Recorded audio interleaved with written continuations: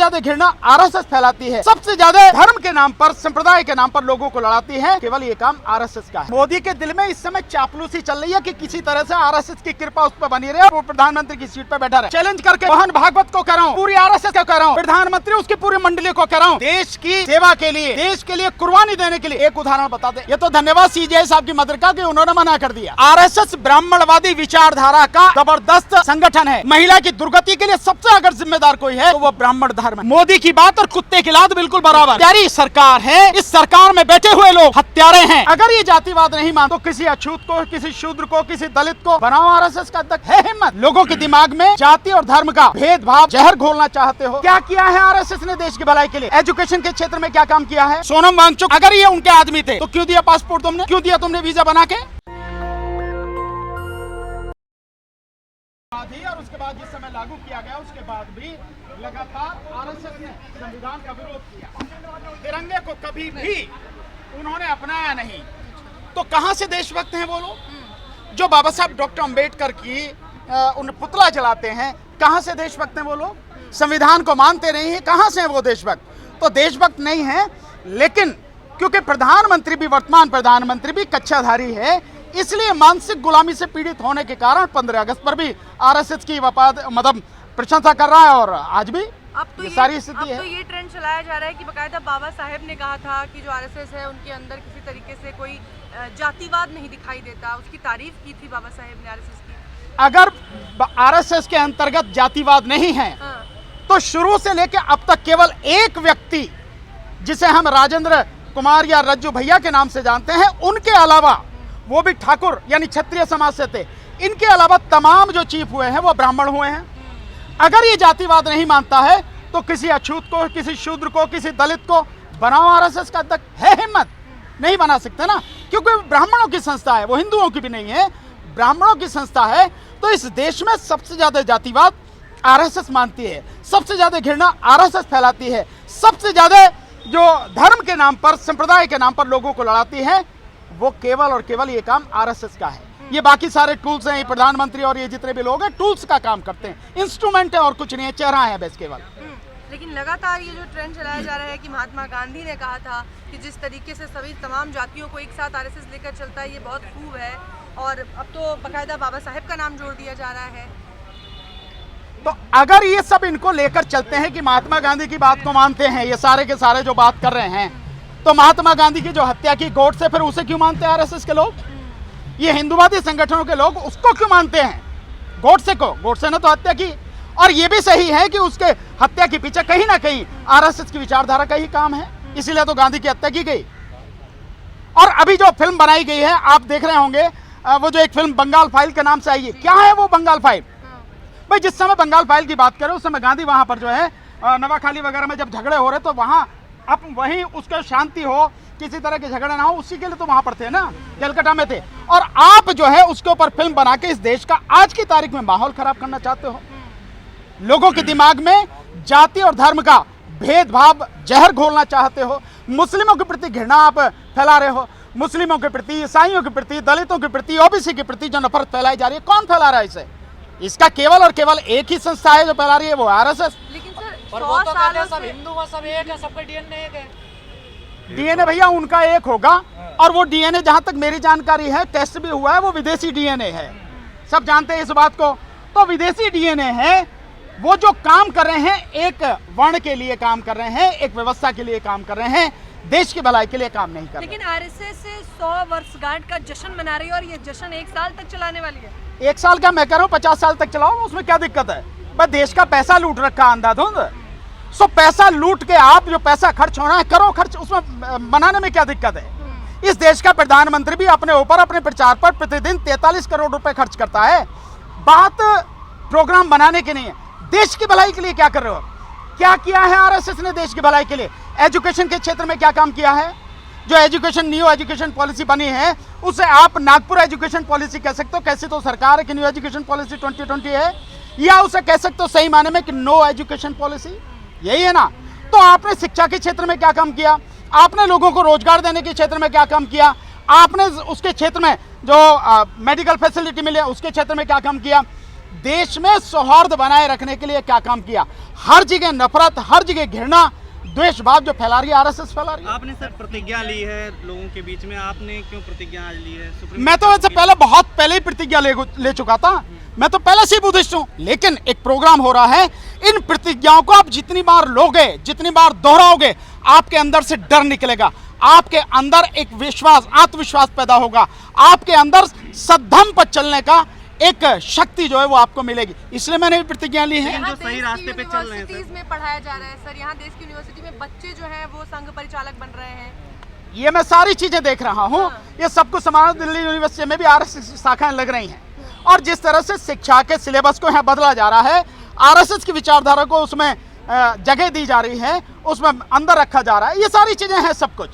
लेकिन इसके लिए देश के लोगों को समझने की जरूरत है, देश के लोगों को खड़े होने की जरूरत है, देश के लोगों को सड़क पर आकर संघर्ष करने की जरूरत है। अन्यथा ये आरएसएस पूरे देश को निकल जाएगी। कम से कम इस देश के एससी, एसटी, ओबीसी और माइनॉरिटी, विशेषकर मुस्लिम और ईसाइयों को, इनको तो निकल ही जाएगी यार। सर जो सड़क पर आने की बात कर रहे हैं, तमाम लोग सड़क पर आ रहे हैं, जैसे सोनम वांगचुक हैं, आज देखिए उनके ऊपर राजद्रोह का केस लग गया है, जोधपुर जेल में बंद है। तो ये केस वेस से डरने की जरूरत नहीं है। आप देखिए कितने हमारे देश के आजादी के लिए लड़े, शहीद हो गए ना। भगत सिंह जी शहीद हो गए इस बात के लिए। भगत सिंह जी चाहते तो बच सकते थे, उन्हें बचाया भी जा सकता था, लेकिन वो अपने आप जानबूझकर लोगों को जगाने के लिए उन्होंने फांसी के फंदे को स्वीकार किया। तो इस सबसे कि जेल हो जाएगी, मुकदमे हो जाएंगे, फांसी हो जाएगी, ये कायरों के काम हैं। लेकिन जो देश के लिए जीते हैं, समाज के लिए जीते हैं, उनके लिए इन चीजों का कोई मतलब नहीं। मान रही है ना, पाकिस्तान का कनेक्शन है उनसे। अरे वो मानने से क्या होता है? मोदी के ये मानने से, आरएसएस के मानने से, या तनखैया जो उनके उसके आईटी सेल के कीड़े हैं, उनके ये मानने से कि सोनम वांगचुक उसके वहाँ से पाकिस्तान समर्थित व्यक्ति हैं, या पाकिस्तान से यहाँ फंडिंग हो रही है, या पाकिस्तान की विचारधारा को लेकर चलें। एक बात बताओ जरा, अभी यहाँ पे राजस्थान, वहाँ पे पाकिस्तान में एक अंतर्राष्ट्रीय सम्मेलन हुआ था, सोनम वांगचुक उस सम्मेलन में गए थे, पर्यावरण के ऊपर था। भारत सरकार ने वीजा दिया ना, भारत सरकार ने वो दिया बना के, जो पासपोर्ट है। अगर ये उनके आदमी थे तो क्यों दिया पासपोर्ट तुमने, क्यों दिया तुमने वीजा बना के? मतलब जब तुम्हारे मन में आएगा, जैसा चाहोगे कह लोगे और लोग मान लेंगे, ऐसा नहीं होता। हाँ, तुम्हारे हाथ में सत्ता है, तुम उस सत्ता का दुरुपयोग कर रहे हो, और उस गुंडागर्दी के बल पर आप किसी भी व्यक्ति को जो है जेल में ठूस दे रहे हो, एफआईआर कर दे रहे हो। कल तो मोदी जी आरएसएस की तारीफ कर करके भावुक। मोदी की कल की क्या बात है? मोदी के दिल में तो आरएसएस वो तारीफ नहीं है। मोदी के दिल में इस समय चापलूसी चल रही है कि किसी तरह से आरएसएस की कृपा उस पर बनी रहे और वो प्रधानमंत्री की सीट पर बैठा रहे, इसलिए चापलूसी कर रहा है। इस देश पे संकट आया, आरएसएस खड़ा रहा, ये कह रहे हैं मोदी जी। तभी एक उदाहरण, मोदी के कहने से नहीं, एक उदाहरण मैं चैलेंज करके कह रहा हूँ, मोहन भागवत को कह रहा हूँ, पूरी आरएसएस को कह रहा हूँ, प्रधानमंत्री उसकी पूरी मंडली को कह रहा हूँ, एक उदाहरण, जिस दिन से आरएसएस का जन्म हुआ है आज तक, इस पल तक जब मैं बात कर रहा हूँ, देश की सेवा के लिए, देश के लिए कुर्बानी देने के लिए, एक उदाहरण बता दे। एक उदाहरण नहीं है। ये कायर लोग हैं, ये देशद्रोही लोग हैं, ये देश के गद्दार लोग हैं। सनातनियों को तो एकजुट करने का काम कर रही है। सनातन काहे का सनातन? सनातन का अर्थ मालूम है? सनातन क्या है? सनातन का मतलब है जो समय हमेशा से है, और हमेशा से नेचर है, आदमी नहीं, आदमी तो बाद में आया। और ये सनातन जो शब्द लिया है, ये भी बुद्ध से लिया है। एस धम्मो सनातनो, वहां है ये शब्द इस्तेमाल जो हुआ है, वहां से लिया है। तो मतलब चोर तो है ही है, ये चुरा के ये सारे शब्द इस्तेमाल करते हैं। सीजेआई साहब की मां ने इनकार कर दिया, संघ के कार्यक्रम में नहीं जाएंगे। धन्यवाद, उनको बहुत बहुत बधाई, बहुत बहुत धन्यवाद। उन्होंने देश का, बाबा साहब का, इस देश के संविधान का और पूरे समाज का मान रखा। बहुत बढ़िया उन्होंने किया, मेरी तरफ से उनको बहुत बहुत बधाई। तो आपके राष्ट्रपति साहिबा को मंदिर के उद्घाटन नहीं बुलाया था, इन्होंने इग्नोर कर दिया। ये राष्ट्रपति जी का काम है, वो राष्ट्रपति हैं यार, देश की सबसे पहली महिला है, वो फर्स्ट पर्सन है। तो ये उनको देखना है कि उन्हें अपना मान सम्मान बरकरार रखना है, बनाए रखना है, बढ़ाना है। ये इनके हाथों अपने मान सम्मान को रौंद देना, ये राष्ट्रपति को देखना। 100 साल लग गए संघ को दलित महिला को अपने कार्यक्रम में बुलाने के लिए, 100 साल वेट करना पड़ा। अरे वो भी अपमान कर रहे हैं। ये तो धन्यवाद सीजेआई साहब की मदद का कि उन्होंने मना कर दिया। 100 साल की बात छोड़ो, तुम्हें मालूम है आरएसएस ब्राह्मणवादी विचारधारा का एक जबरदस्त संगठन है, और ब्राह्मणवादी विचारधारा अपनी ही माँ बहनों को, उनकी माताएं, बहनें, बच्चियां, पत्नियां, महिला, उन्हीं को अपने बराबर का दर्जा नहीं देते। अपने बराबर का। महिला की दुर्गति के लिए सबसे अगर जिम्मेदार कोई है तो वह ब्राह्मण धर्म है। इसीलिए बाबा साहब हिंदू कोड बिल लेकर आए थे। तो तुम उनसे उम्मीद कर रहे हो कि वो महिला को वो बनाएंगे, अध्यक्ष बनाएंगे, लेकिन लागलगी प्राचीर या लेके आएंगे? लागलगी प्राचीर से मोदी जी ने कहा था कि सबसे बड़ा एनजीओ आरएसएस है दुनिया का।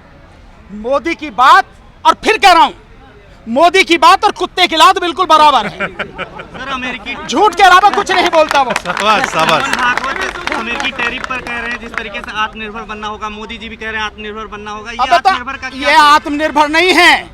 आत्मनिर्भर का मतलब है कि ब्राह्मणों को ही अपने ऊपर जो मजबूत बनाओ, बाकी सबको जो है ना उनके ऊपर निर्भर कर दो, गुलाम बना दो। ये है आत्मनिर्भर का मतलब। आत्मनिर्भर अगर बनना है तो देश के लोगों को एजुकेशन देनी पड़ेगी।